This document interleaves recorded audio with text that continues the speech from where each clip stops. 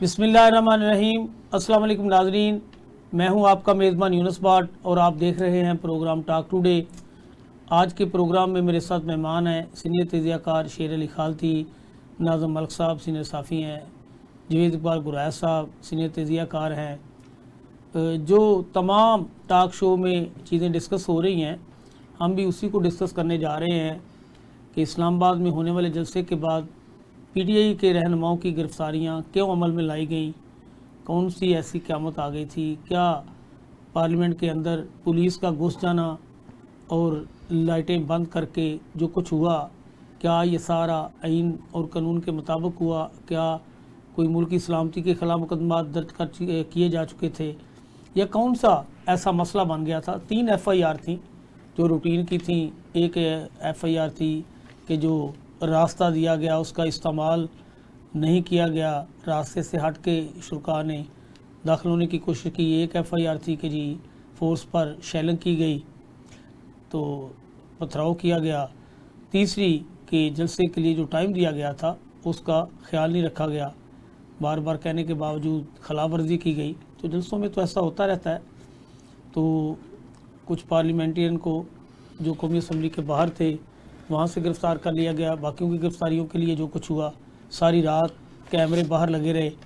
जब देखा कि ये बाहर नहीं निकल रहे तो लेट नाइट यानी कि रात 3 बजे के करीब जाके जो आप ये कह सकते हैं कि पुलिस एहलकार कहें या हम कौन सी फ़ोर्स कहें कि जो जनाब सफ़ेद कपड़ों में भी मलबूस थी और वीगो डाले भी बताए जाते हैं, वहाँ बाहर खड़े थे।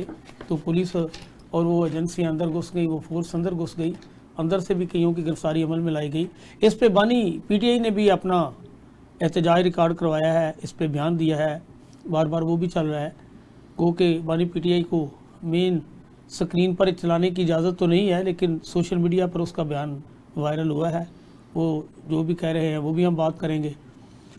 जो पीटीआई के रहनुमाओं की जानब से इस पर मज़ामती बयान जारी किए गए हैं उस पर भी डिस्कस करेंगे। लाहौर में जलसे की बानी पीटीआई ने तारीख दे दी है कि इजाज़त मिले ना मिले हम जलसा करेंगे। हकूमती अरकान अपनी तरफ से कोशिश कर रहे हैं कि ये जो कुछ हुआ वो क्या कहते हैं, उस पर भी बातचीत करेंगे। अली अमीन गंडापुर को इस्लामाबाद बुला के टेलीफोन के बाद एक मीटिंग के बहाने वहाँ उनको बिठा लेना, उनका मोबाइल फ़ोन खामोश करवा देना, उसके साथ जो सिक्योरिटी एहलकार थे उनके मोबाइल भी ले लेना। काफ़ी देर ये मसला चलता रहा। फिर क्या हुआ, कैसे उनकी रिहाई अमल में लाई गई, कैसे वो वापस पहुँचे, ये सारी वो चीज़ें हैं जो हम आपकी खिदमत में हाज़िर करेंगे, इस पर तज़िया पेश करेंगे। मैं आज के प्रोग्राम का आगाज़ शेर अली खालती साहब से करता हूँ। खालती साहब, आपने देखा कि पीटीआई का जलसा हो गया, जलसे के बाद 3 FIR भी दर्ज कर दी गई। फिर जो कुछ हुआ आपके सामने है। कल रात जो भी हुआ उस पे ही आज सारा दिन डिस्कस होती रही, हर जगह पे हर बात। हर हुकूमत अपने मेंबरान की तादाद 2/3 के लिए मारो मार पूरी करने में मसरूफ़ है। पीटीआई के रहनुमाओं को जिस तरह ज़दोकोब किया गया, जो कुछ उनके साथ हुआ, जो कुछ अली अमीन गंडापुर के साथ हुआ, आप सारे माहौल को क्या ये समझते हैं कैसा जो कुछ हुआ आइन और कानून के मुताबिक किया गया? पार्लियामेंट के अंदर जो गिरफ्तारी अमल में लाई गई इसको हम आइन और कानून के मुताबिक कहेंगे जनाब? जितना इस वक्त आप मुझे परेशान नज़र आ रहे हैं, हर जमहूरियत, मजबूत जमहूरियत पे बिलीव करने वाले शख्स को इस बात पे परेशान होना चाहिए कि पार्लियामेंट का एक तकद्दुस होता है। उसमें से पार्लियामेंटेरियन अगर आप गिरफ़्तार कर लेते हैं तो फिर आप जमहूरियत का नाम ना लें इस मुल्क में, फिर जमहूरियत नहीं है। मैं माज़रत के साथ आपको कह रहा हूँ कि ये तो दुख हो रहा है कि हमें पार्लियामेंटेरियंस के साथ ये हो रहा है। इमरान खान के दौर में भी यही होता था। पार्लियामेंट के अंदर लॉजेस में घुस आए थे पुलिस वाले और कुछ लोग कुछ पार्लियामेंटेरियंस को गिरफ़्तार करके ले गए थे। अगर तब रोका जाता तो अब ये जुर्रत भी ना होती पुलिस को, इस्लामाबाद पुलिस को, कि वो पार्लियामेंटेरियन को गिरफ़्तार करें। बाकी रही, आप थोड़ा सा चलते हैं कल वाले जो आप जलसे की बात कर रहे हैं, तो गंडापुर की जो स्पीच थी, गंडापुर के बारे में कहा जाता था कि वो प्रो इस्टेब्लिशमेंट है, लेकिन इस स्पीच ने साबित कर दिया कि वो प्रो इस्टेब्लिशमेंट नहीं है। फिर आपने कहा कि उनका मोबाइल ले लिया गया, उन्हें कहीं बुला के बिठाया गया। तो मेरे ख्याल में as a true democratic journalist तो गंडापुर साहब को फौरी तौर पर रिज़ाइन कर देना चाहिए, और इस बात पे कि उन्हें वो सीएम हैं एक सूबे के, उनकी शक्ल आपको ना पसंद आए ना आप ना पसंद करें, उनकी बातें आपको बुरी लगें तो लगें, लेकिन अवाम ने उनको वोट तो दिए हैं। जब वो इक़्तिदार में आ गए हैं तो फिर आपको बर्दाश्त करना चाहिए। हाँ, अगर वो कहीं कुछ गलत करते हैं, डिलीवर नहीं कर पाते, तो अवाम के पास है ना अख्तियार कि उसको बाहर निकाल कर बाहर फेंकेंगे, लेकिन इस तरह से करना ये टोटली गलत है। अब 2/3 अक्सरियत लेने के लिए जो पीपल्स पार्टी नून लीग कर रही है या इनका नाम लेके जो किया जा रहा है, मुझे तो अब बिलावल भुट्टो को, मरियम नवाज साहबा, नवाज शरीफ साहब या जरदारी साहब जो कहते थे जनाब we believe in democracy, Benazir Bhutto used to say that democracy is the best revenge. तो आप इसका मतलब है आप डेमोक्रेटिक नहीं रहे, आप कंप्रोमाइज़ करने वाले लोग हो गए हैं।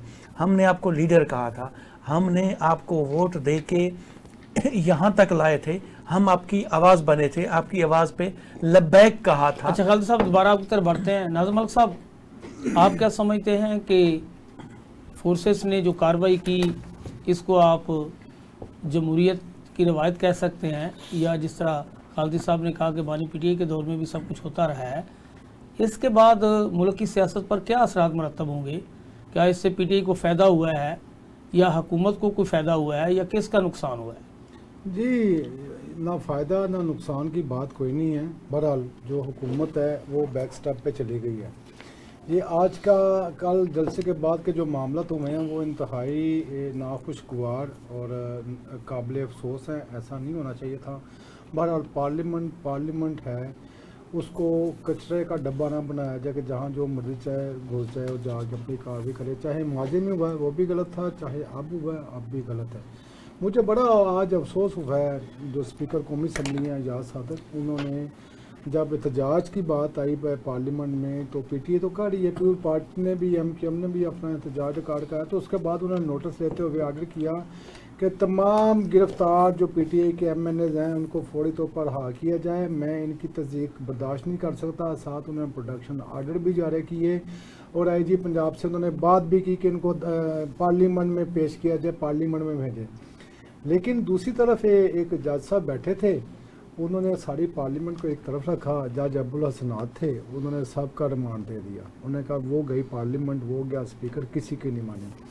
तो जब इख्तियारात पार्लियामेंट अपने इख्तियारात स्पीकर ना कर सके उसका तहफ़्फ़ुज़, तो ऐसी पार्लियामेंट फिर बराए नाम है। इसका मतलब है कि पीछे बैठा कोई और निज़ाम और सिस्टम को कंट्रोल कर रहा है, जो हमारे लिए बड़े ही अफसोसनाक अमर है। मैं आपको छोटी सी बात कहूँ कि बड़े धीमे लहजे के महमूद खां चकजई ने आज पार्लियामेंट में खिताब किया। उन्होंने बड़ा ही अफसोसनाक उन्होंने गुफ्तगू किया। उन्होंने कहा जी हमारी तो जो हमारे साथ जो होना था वो हो गई है, अब आप भी तैयार हैं, आपके साथ भी यही कुछ होगा।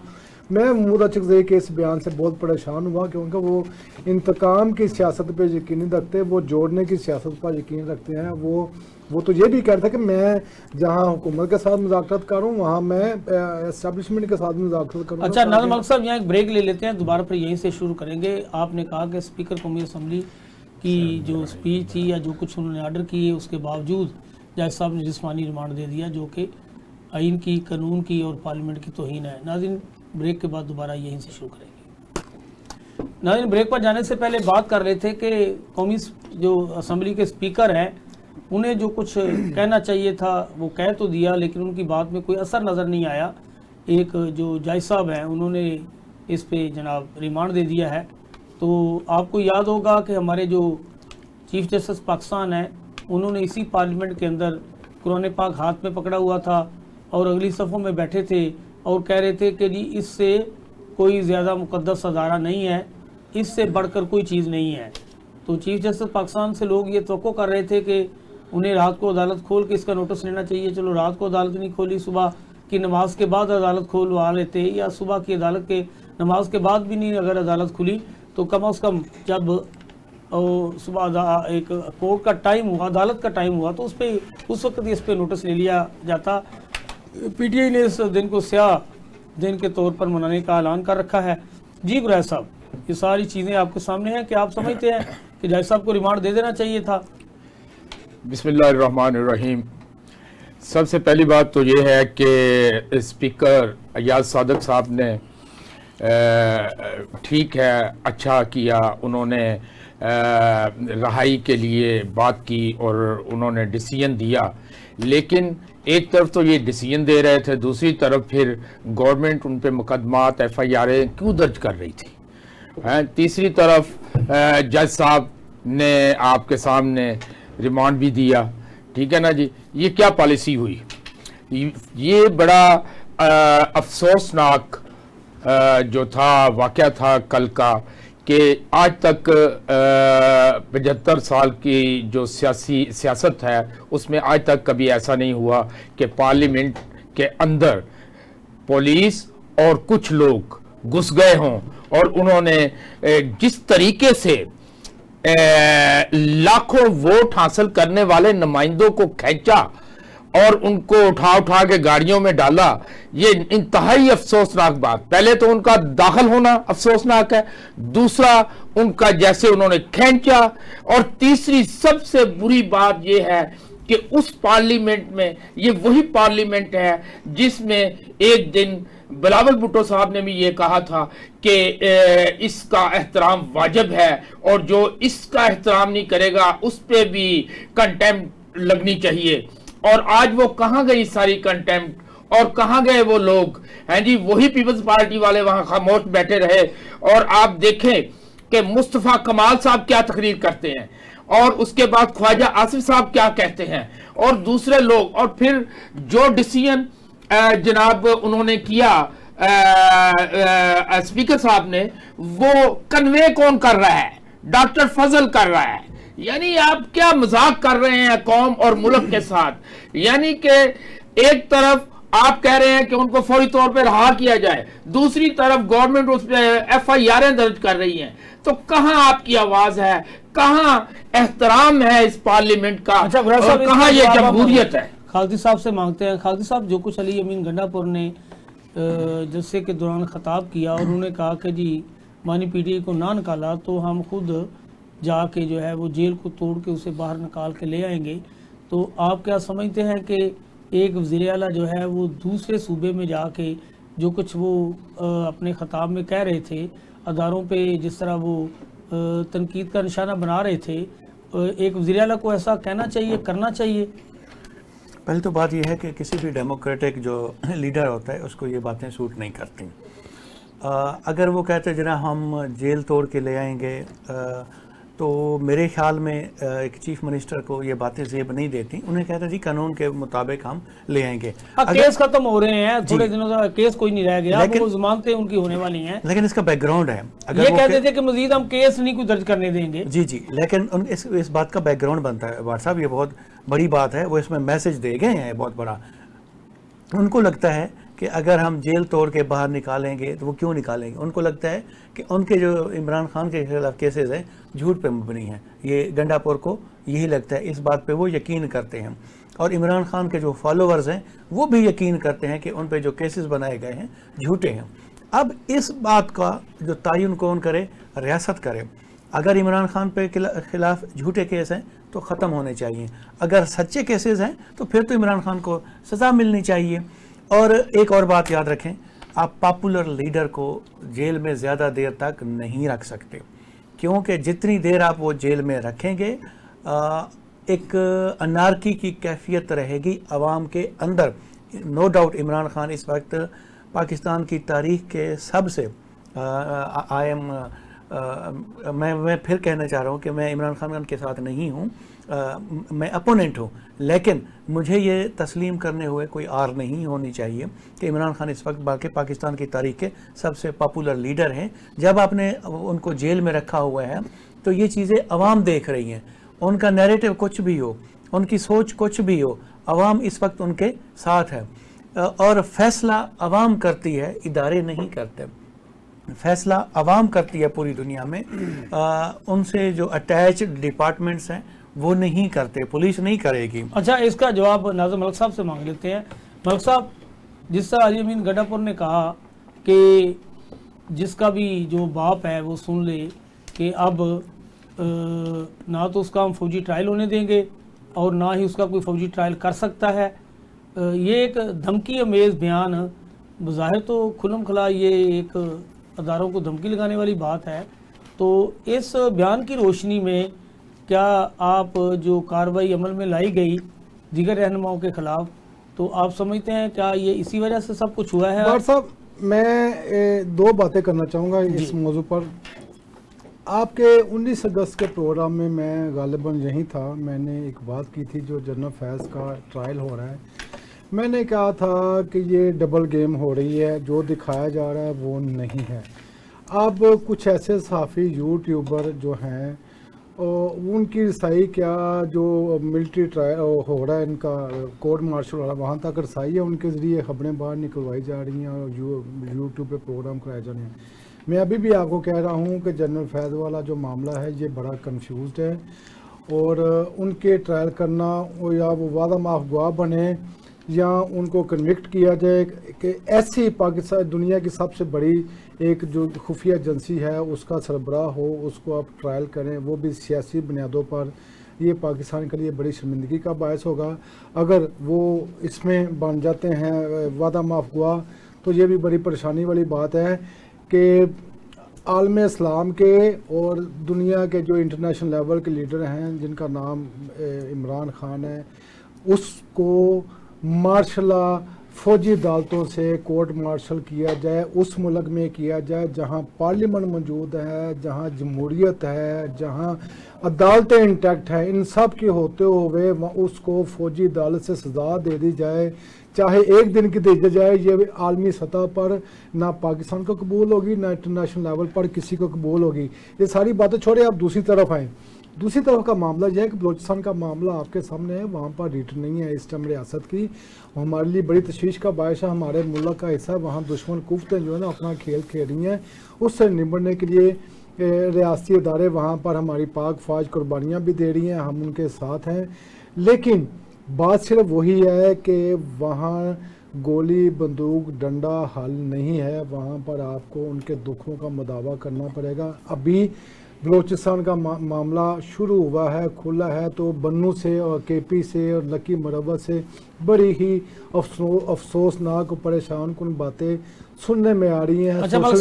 میں بعد مکمل کروں. سوشل میڈیا پر کلپ چاہ رہے ہیں کہ وہاں پر پولیس نے ریاستی اداروں، میں دوبارہ اسی سوال پہ سب سے بات کروں گا، پھر میں ذرا چاہ رہا ہوں کہ پہلا ہم جو حصہ ہے اس کو مکمل کر لیں. جی قریش صاحب، کہ وعدہ معاف گواہ کی بھی بات چل رہی ہے، فوجی عدالتوں کی بھی چل رہی ہے، ساری چیزیں وہ تو جو ایک جس طرح آپ زمین کے کیس کا جناب ان کے خلاف شکایت سامنے آئی، پھر ان کا کورٹ مارشل، اس میں وہ سزا بھی ہو سکتے ہیں.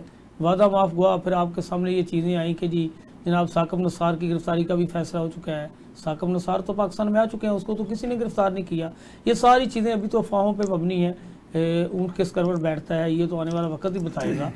تو قریش صاحب، بات یہ ہے کہ یہ جو چیزیں ہم بیان کر رہے ہیں کہ علی امین گنڈا پور بطور ایک وزیر اعلیٰ پنجاب کے پی کے کا یہ کہنا کہ وہ جناب آئیں گے اور عمران خان کو وہاں سے رہا کروا کے لے جائیں گے، کیا آپ سمجھتے ہیں کہ ایک وزیر اعلیٰ کو اس طرح کا بیان دینا چاہیے کہ جس سے اداروں کے درمیان تصادم ہو؟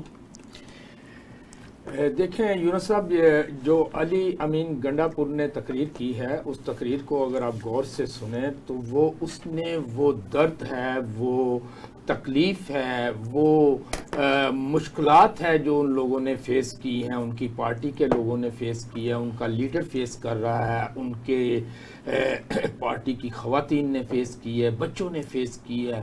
اس درد میں جذباتی ہو کے انہوں نے سپیچ کی. ان کا یہ قطعاً مقصد نہیں ہے کہ وہ جائیں گے ایک فوج کو لے کے جائیں گے اور وہاں پہ قبضہ کر لیں گے یا جیل توڑ کے نکال لیں گے. ان کا مطلب یہ ہے کہ عمران خان صاحب کے اوپر ہر آدمی جانتا ہے کہ تقریباً کیس ختم ہو چکے ہیں، کوئی کیس ان کے اوپر نہیں ابھی.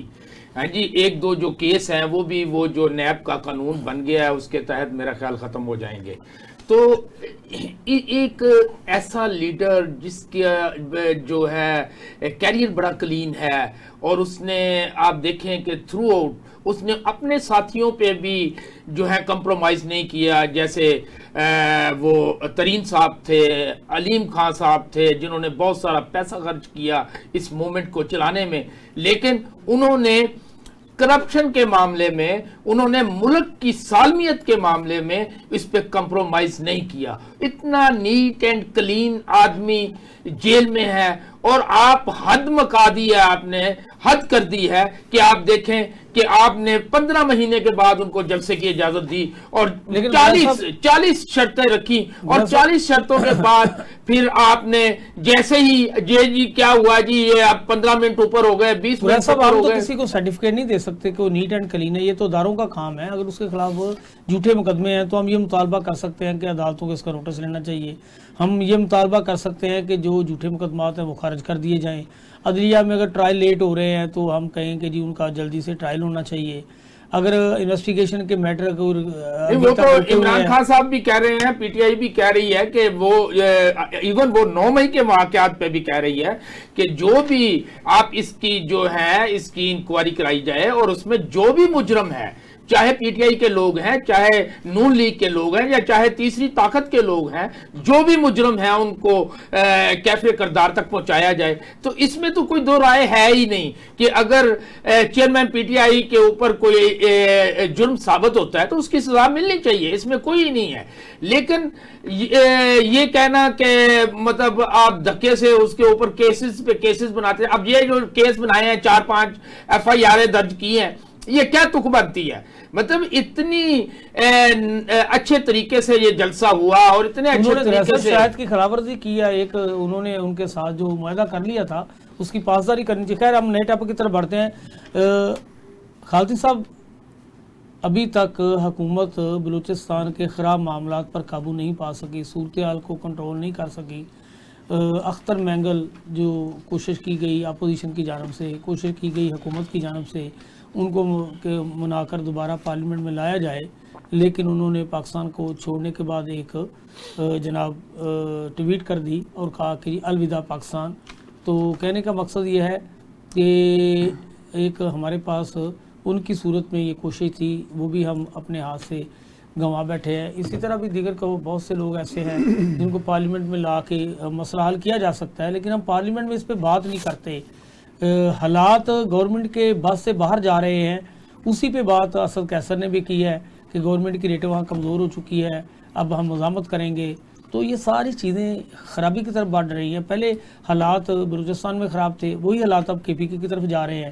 تو آپ کیا سمجھتے ہیں کہ یہ حکومت کی ناکامی نہیں ہے کہ حکومت اپنے جناب 2 اکثریت کے چکر میں 2 صوبوں کو بالکل ہاتھ سے گنوا بیٹھی ہے، اور وہ لوگ جو ہے پہلے دن سے ہی جو پاکستان کے ساتھ جڑنے کے لیے تیار نہیں تھے، ایک بار پھر آوازیں اٹھ رہی ہیں. تو حکومت کو ان کے تحفظات دور کرنے کی بجائے اپنی سیاست میں اپنی گنتی کے چکروں میں پڑی ہوئی ہے. بٹ صاحب مجھے نہیں پتا آپ کس حکومت کی بات کر رہے ہیں.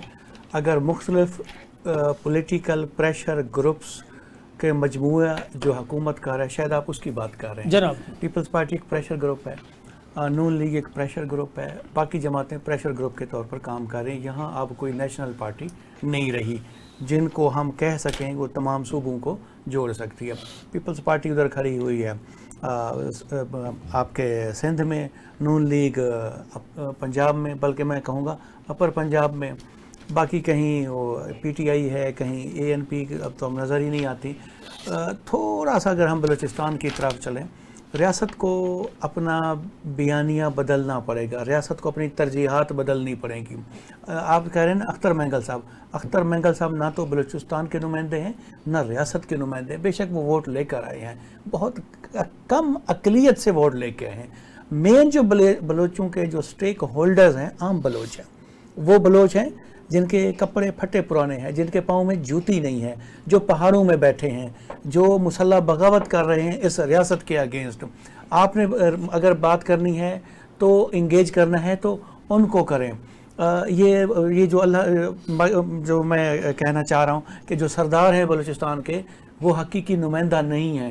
ریاست کہتی ہے یہ حقیقی نمائندہ ہیں. اچھا میں یہاں یہی جو ان کے اختر مینگل کے والد تھے انہوں نے 1971 میں سردار کا جو نظام ہے سرداری کا پارلیمنٹ میں کھڑے ہو کے کہا تھا کہ یہ ختم کیا جائے, تو وہ تو سرداری نظام کے حق میں نہیں ہے. جی یہ صرف باتیں ہیں. ریاست نے سرداروں کو مضبوط کیا اور عوام کی جو محبت یا ایفیلیشن تھی سرداروں کے ساتھ بنی, ریاست کے ساتھ نہیں بنی, کیونکہ ریاست نے ریسورسز عوام تک ایکولی ڈسٹریبیوٹ نہیں کیے, انہوں نے سرداروں کے ذریعے تقسیم کیے. پھر سرداروں کی آپس کی لڑائیاں ہیں سرداری پہ, اور اس طرح سے وہ ریاست پاکستان کمزور ہوئی. اور میں کہتا ہوں خدا را آپ جتنے بھی پولیٹیکل لیڈر ہیں, آپ پارلیمنٹ میں بلوچستان غریب جو ایک جھونپڑی میں رہتا ہے اس کی بات کریں. آپ کو پارلیمنٹ میں فرصت ہی نہیں ملتی کہ جی ہم نے عمران خان کو سزا دینی ہے, ہم نے زرداری کو نیچا دکھانا ہے, ہم نے نواز شریف کو وزیر اعظم بنانا تھا, ہم نے بنا دیا شہباز شریف صاحب کو. آپ کی جو پاور ہے وہ شفٹ ہو رہی ہے 3 طاقتوں کے درمیان. اچھا خالد صاحب یہاں ایک بریک لے لیتے ہیں, دوبارہ پر یہیں سے شروع کریں گے. ناظرین بریک پر جانے سے پہلے خالد صاحب بتا رہے تھے کہ جو بلوچستان کے اصل نمائندگی کرنے والے لوگ ہیں یا جن کی وجہ سے سارا یہ معاملہ گڑبڑ ہو رہا ہے, جو ہمارے اقتدار میں بیٹھے لوگ حکومت میں ہیں, انہیں ان سے بات کرنی چاہیے نہ کہ وہاں کے سرداروں سے بات کی جائے. ناظر ملک صاحب آپ کیا سمجھتے ہیں کہ حکومت بلوچستان کے ایشو پر یا اس بحران پر قابو پانے میں کامیاب ہو جائے گی؟ بار صاحب بلوچستان کی جہاں بات کرتے ہیں وہاں پر پارلیمانی جمہوری سیاسی جو ایک کلچر تھا وہ ختم ہو چکا ہے. آپ کو پتہ ہے وہاں پر ایک باپ نام کی پارٹی ہے, وہاں پر نامزدگیاں ہوتی ہیں. کاکڑ کی پارٹی, باپ پارٹی, آپ کاکر کی پارٹی کہہ لو, کاکر کے باپ کی پارٹی کہہ لیں, تو وہاں پر نامزدگی ہوتی ہیں کہ اس حلقے سے یہ سردار لڑے گا, یہ لوگ لڑیں گے, وہ جیت جاتے ہیں, وہ سینٹ میں بھی جیت جاتے ہیں, وہ قومی اسمبلی میں بھی, صوبائی اسمبلی میں بھی جیت جاتے ہیں. اسی طرح آپ کو اعتراض باپ پہ ہے, اگر کوئی ماں ہو تو اس پہ نہیں ہے. اس پہ نہیں ہے. تو اس کا امپیکٹ یہ آیا ہے کہ جس طرح سیاست میں باپ پارٹی کے لوگ ہیں وہاں پر, اسی طرح ہر آنے والی جو ریاست کا نمائندہ ہوتا ہے, اسٹیبلشمنٹ کا جو بھی نیا سربراہ ہوتا ہے, اس کے اپنے اپنے سردار ہوتے ہیں, وہ اپنی اپنی باری پر سامنے آ جاتے ہیں. اس طرح سرداریوں کے بھی جیسے کچے کے ڈاکوؤں میں سردار بنے ہوئے. میں آپ کو یہ بتاؤں کہ جو میں تھوڑی سی پہلے آپ بات کرنا چاہ رہا تھا کہ بلوچستان کے حالات تو آپ کے سامنے ہیں, لیکن اب کے پی کے حالات جو ہے نا وہ بھی پریشان کن ہیں. ایک تو عطاءاللہ مینگل نے اپنا اس نے بلا لی ہے وہاں پر جو سیپریسٹ ہیں یا جو بلوچ لبریشن کی جو اس طرح کی تنظیمیں ہیں, ان کا ایک اجلاس دبئی میں بلایا گیا ہے جو کہ ناراض بلوچ ہیں. اور عطاءاللہ مینگل چونکہ وہ دبئی پہنچ چکے ہوئے ہیں, وہ ان کی جو اجلاس ہوگا اس کی صدارت کریں گے اور اس میں ان کے ساتھ معاملات کو آگے لے کر چلیں گے. اب میں واپس آتا ہوں کے پی کی طرف. کے پی میں بڑی افسوسناک صورتحال ہے. وہاں کی پولیس نے ریاستی ادارے فوج کے خلاف انتہائی اقدام اٹھایا ہے. وہ لوگ احتجاج کر رہے ہیں اور وہ سادہ کپڑوں میں دھرنا دے کے بیٹھے ہوئے ہیں. وہ کہتے ہیں جی کے پی سے پہلے تو لکی مروت میں احتجاج ہو رہا تھا, اب وہ سلسلہ چل کے بنو میں پہنچ گیا ہے, اور مجھے خدشہ ہے کہ یہ جو پولیس نے بغاوت کی ہے یا جو احتجاج کا ان کی طرف سے ایک سلسلہ ہے, یہ مزید بڑا تو ریاست کی جو سالمیت ہے اس کو نقصان پہنچے گا. فوج ہمارے لیے قابل احترام ہے, یہ سرحدوں کی حفاظت کرتی ہے, وہاں پر شہادتیں لیتے ہیں. اور اس کے ساتھ آج دوسری خبر یہ سننے میں آئی ہے کہ پچھلے 2-3 دن سے پاک افغان بارڈر پر جھڑپوں کا سلسلہ جاری تھا, اور آج ہماری طرف سے کلیم کیا گیا ہے کہ وہاں پر بھاری نقصان دیا گیا ہے طالبان کو. پہلے ہم ٹی ٹی پی کہتے تھے, آج ہم ڈائریکٹ طالبان کا نام خارجی کہتے ہیں ہم تو. ہاں جی. تو اسی دورانیے میں آپ کو جو خبر بتانا چاہ رہا ہوں, آج کے پی اسمبلی کا اجلاس ہوا ہے.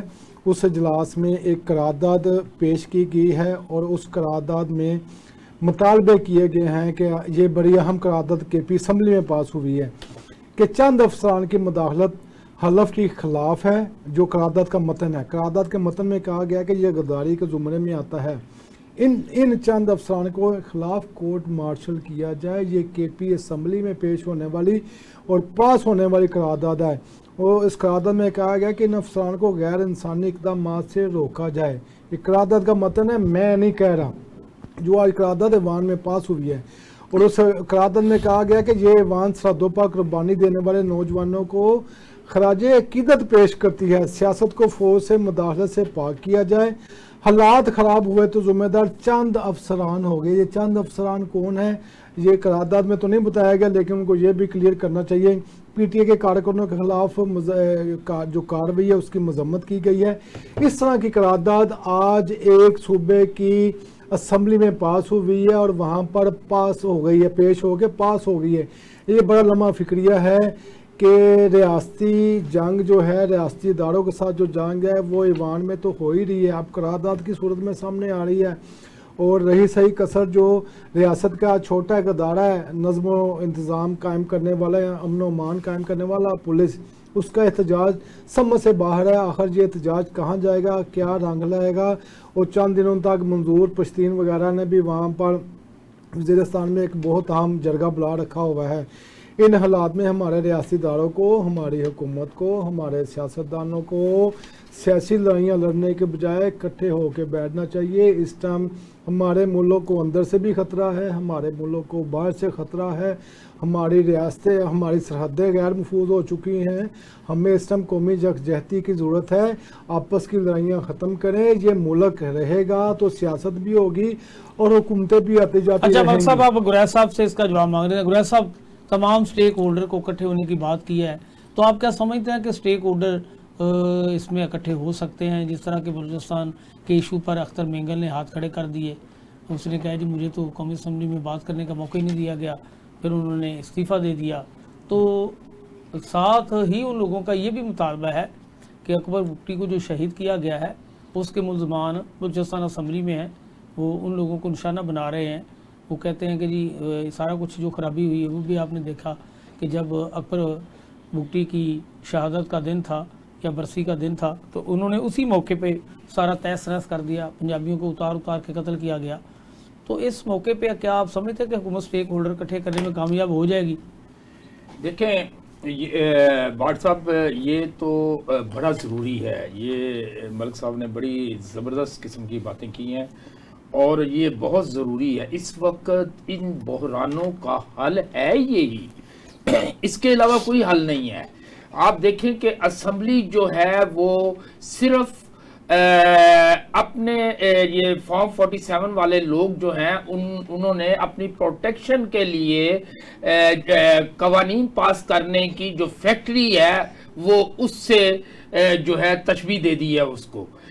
اور یہی وجہ ہے کہ اختر صاحب کہتے ہیں کہ یہاں پہ کسی کی بات سنی نہیں جاتی, کیونکہ وہ تو اپنے کام کر رہے ہیں. وہ تو اپنے فارم 47 کی کیسے بچا جائے, اپنے آپ کو کیسے بچایا جائے, نمبر ایک بات.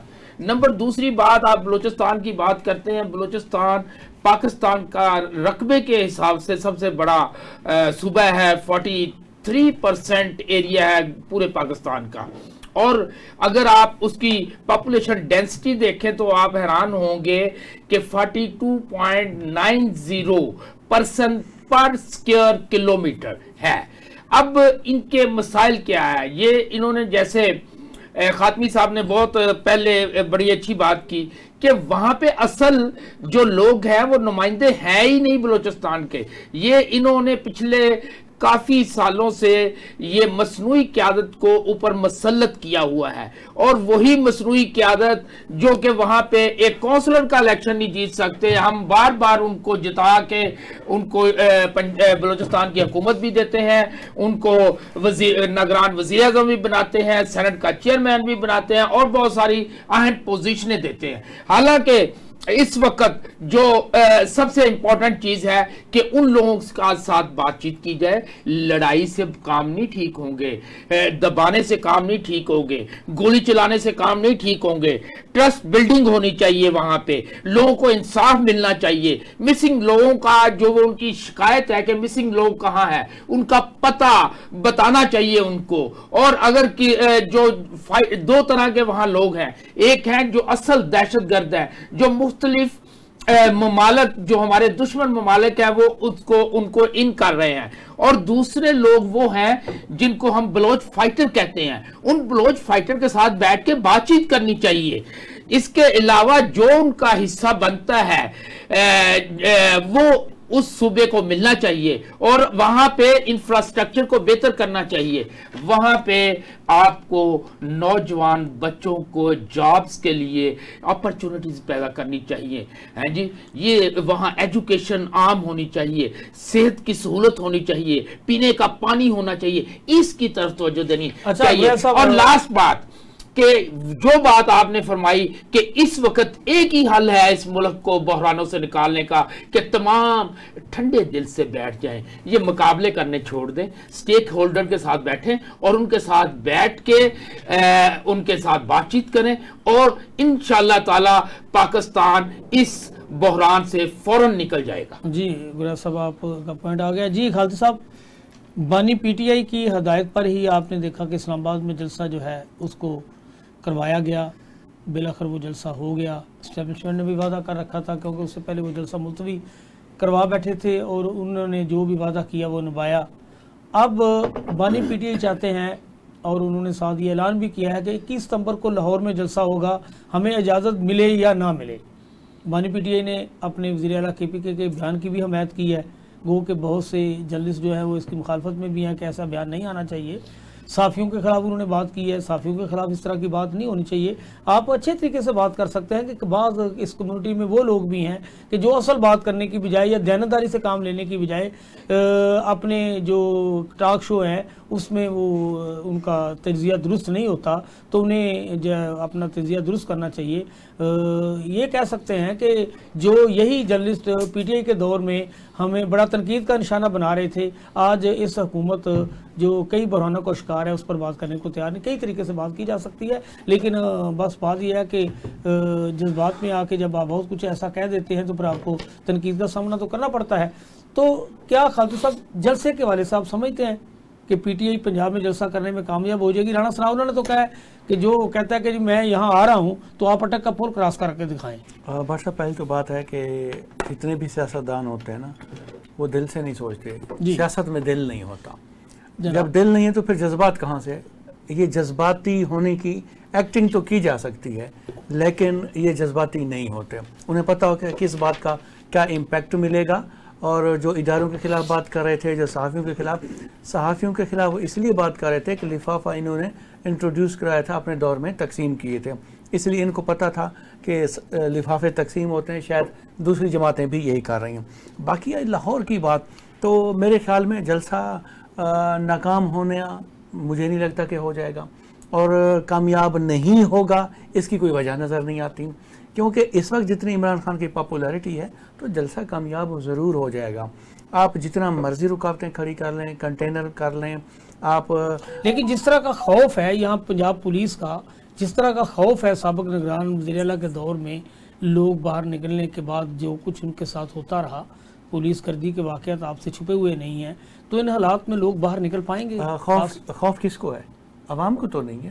عوام تو پچھلے 70-80 سال سے یہی چیزیں دیکھ رہے ہیں۔ خوف ہے تو حکمران کلاس کو ہے۔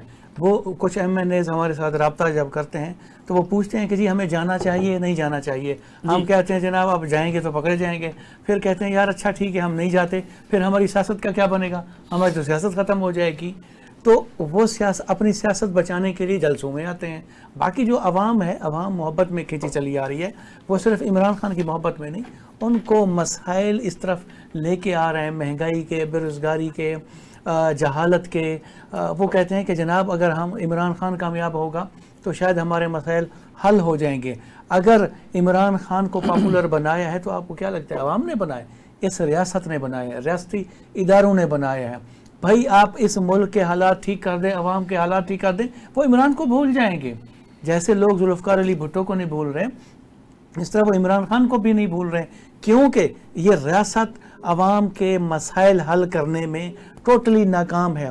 یہ ریاست آپ کو پینے کا صاف پانی نہیں دے سکتی، یہ ریاست آپ کو ہیلتھ فیسلٹی نہیں دے سکتی، آپ کا بنیادی حق ہے ایجوکیشن، ریاست وہ تک نہیں دے سکتی، آپ کتنے ٹیکس دیتے ہیں، ٹیکس کے بدلے میں آپ کو ریاست کیا دے رہی ہے سوائے جہالت غربت کے؟ آپ سیکیور ہیں اس ملک میں رہتے ہوئے کہ ابھی آپ یہاں سے اٹھیں اور گھر سیفٹی اینڈ سیکیورٹی کے ساتھ جا کے پہنچے؟ جب یہ چیزیں نہ ہوں تو پھر عوام ان سے مایوس ہو کے کوئی چہرہ تراشتے ہیں، وہ ایک کوئی ڈیمی گاڈ سی کوئی چیز بناتے ہیں تاکہ ہم اس کی طرف جائیں. ان کو وہ عمران خان کی صورت میں نظر آ رہا ہے. اب لوگ یہ مجھ سے اکثر جگہوں پر بہت سے پوچھتے ہیں، سیاستدان بھی پوچھتے ہیں، بیوروکریٹس بھی پوچھتے ہیں، جی عمران خان میں کیا نظر آتا ہے؟ بھائی عمران خان میں ان کو مسائل کا حل نظر آتا ہے. آپ نے زرداری کو آزما لیا، آپ نے نواز شریف کو آزما لیا، اب اس کی طرف تھے اور اس نے جا کے عمران خان نے کہیں سٹینڈ لے لیا، جیل میں پڑا ہوا ہے، اسی طرف ڈٹا ہوا ہے. تو جب یہ چیزیں یعنی کہ آپ کے کہنے کا مقصد یہ ہے، ناظم ملک صاحب سے پوچھتے ہیں کہ بانی پی ٹی آئی کی مقبولیت کی ایک وجہ یہ بھی ہے کہ اس نے سودے بازی نہیں کی اور وہ بیرون ملک جانے کے لیے جو کچھ بھی کیا گیا انہوں نے یہ بات نہیں مانی، اس نے NOR نہیں لیا اور وہ جیل میں ڈٹا ہوا ہے. اس کی مقبولیت کی ایک وجہ یہ بھی ہے. ریاستی ادارے بھی ہیں جس کو رانا ثناءاللہ بھی مانتے ہیں، جس کو رانا ثناءاللہ بھی کہتے ہیں کہ یہ تو ہم کہتے تھے کہ جناب اس کو جب آکسیجن ختم ہوگی تو یہ نہیں رہ پائے گا. ملک صاحب آپ کافی جو ہے سیاست کے حوالے سے چیزوں کو سمجھتے ہیں، لاہور کو سمجھتے ہیں. مذہبی جماعتیں تو یہاں جلسہ کرنے میں کامیاب ہو جاتی ہیں، کیا PTI کامیاب ہو جائے گی ان حالات میں؟ یونس بار صاحب آپ پہلے یہ مدنظر رکھیں کہ یہ جو جلسہ کیا کل پرسوں PTI نے، یہ 15 ماہ کی کوششوں کے بعد جلسہ کامیاب ہو سکا ہے. اور نہ اس کے جو ارکان اپنا جو ووٹر تھے اب وہ سخت پارٹی سے مایوس ہے کہ کیوں نہیں کی. اچھا دوسری بات یہ ہے کہ 15 مہینے کی مسلسل جدوجہد کے بعد کامیاب ہوئے. اس سے پہلے مختلف کوششیں کرتے تھے، گرفتاریاں، چھاپے، یہ وہ ہوتا تھا.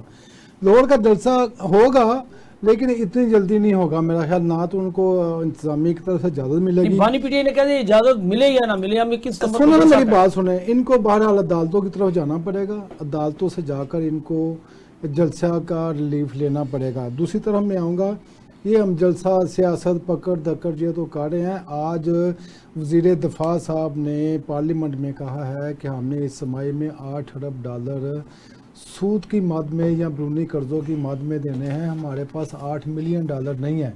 یہ اس ٹائم حالات ہیں قومی خزانے کے. اچھا معافی چاہتا ہوں، سعودی عرب جو آپ کے ملک میں انویسٹمنٹ کرنے جا رہا تھا وہ تو انڈیا چلا گیا ہے. نہیں وہ چھوڑ دینا، وہ تو بات ختم ہوگی. ہمارے ملک میں اس ٹائم ٹوٹل $8 بلین، 8 کے 10 بلین ہیں جو ہم قرض کو واپس کرنے کے لیے، جس میں وہ صرف گارنٹی کے طور پہ پڑا ہوا ہے. چائنا کا ہے، سعودی عرب کا ہے اور UAE کا پڑا ہوا. ہمارے پاس اپنا تو کوئی پیسہ نہیں ہے. تو ہمارے پاس نہ کمانے کو کچھ ہے نہ کھانے کو کچھ ہے، اور اقتدار کی جنگ اس طرح لڑی جا رہی ہے کہ یہاں پر پتہ نہیں سونے کی نہریں بہہ رہی ہیں یا سونے کے پہاڑ یہاں پر دریافت ہو گئے ہیں. جو اصل مسائل ہیں اس طرف کوئی نہیں آ رہا کہ اس ملک کے حالات معاشی کس طرح ٹھیک کیے جائے، ملک اپنے پاؤں پر کس طرح کھڑا کیا جائے. IMF اپنے نئی قسط دینے کے لیے تیار نہیں ہے. ہمیں اپنے سلامتی کے امور پر کمپرومائز کرنے کے لیے جھکایا جا سکتا ہے. ہمیں ان چیزوں کو دیکھنا چاہیے. میں پہلے بھی کہہ چکا ہوں، خدا کے واسطے اس ملک کے لیے سوچیں. یہ ملک ہے تو ہم سب ہوں گے، اور لیکن اس ملک کا کوئی نہیں سوچ رہا.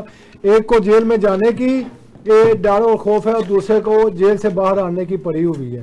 تو یہ جب تک ہم سارے بہیں گے پاکستان کی سلامتی، پاکستان کی ترقی خوشحالی کے لیے سب مل کے نہیں سوچیں گے. صاحب آپ سیاسی بیٹ کے ساتھ مذہبی بیٹ بھی کرتے رہے ہیں.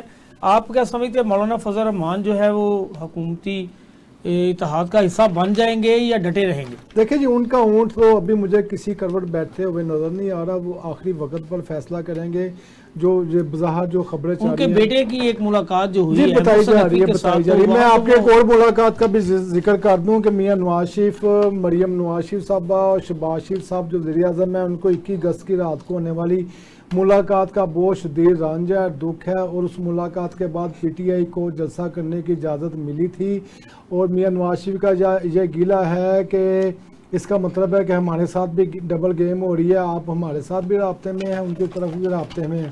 جو 21 اگست کی ملاقات ہے اس کے اثرات ظاہر کرنے کے لیے جو آپ کو پکڑ دھکڑ ہو رہی ہے نا، یہ شاید اس کے لیے ہے، اور یہ جو پکڑے گئے ہیں ظاہری بات ہے کوئی اتنا سیریس کیس نہیں ہے، یہ کل پرسوں تک یہ بھی باہر آ جائیں گے، اور اس کے بعد سیاست دوبارہ نئے سرے شروع ہوگی۔ جو پی ٹی آئی کے بانی نے علی امین گنڈا پور کے بیان کو سیکنڈ کیا ہے اور کہا ہے کہ میں اس کے ساتھ کھڑا ہوں، اس کا مطلب ہے کہ وہ نہ جھکا ہے، نہ بکا ہے، نہ ہی وہ دبے گا، اور وہ سیاست کرے گا۔ اس نے اپنے ورکر کے اندر ایک بار پھر جی جان ڈال دی ہے، اور یہ کہہ کے کہ وہ حالات سے خوفزدہ نہیں ہے، بالکل نہ کسی سے مذاکرات کرنے کے لیے تیار ہیں اور نہ ہی کسی کو مذاکرات کرنے کے لیے کہیں گے، وہ بالکل اب مذاکرات سے انکاری ہیں۔ ناظرین، اس کے ساتھ ہی ہمارے آج کے پروگرام کا وقت ختم ہو گیا۔ اپنے میزبان یونس پاٹ اور ہمارے معزز مہمان شیر علی خالتی، ناظم ملک صاحب اور جناب جوید اقبال غیاث صاحب کو اجازت دیجیے۔ اللہ نے کے بعد